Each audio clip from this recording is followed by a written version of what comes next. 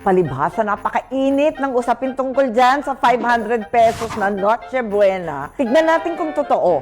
Basic para sa 4 na miyembro ng pamilya. Nako, ang mahal-mahal ng prutas, nasa 500 pesos na agad-agad. 371 sa lumpia pa lang. Pambihira talaga. Isang platera, 366 pesos minimum. Nako ha, walang extra-extra yan. Fried chicken. To, kabisado ng mga mami to ha. 390 pesos. Ang dami. Ano ba? Marami tayong kinakain kapag Pasko eh. Yan talaga ang Noche Buena ng Pilipino. 375 yung isang bolang hamon. Chocolate cake. Siyempre, mga bata maghahanap niyan.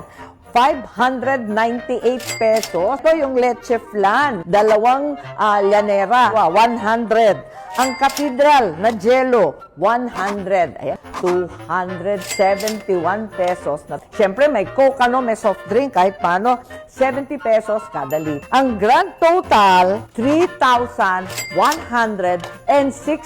pesos. Walang 500. Hoy, DTI, gising kayo. Hindi yan totoo.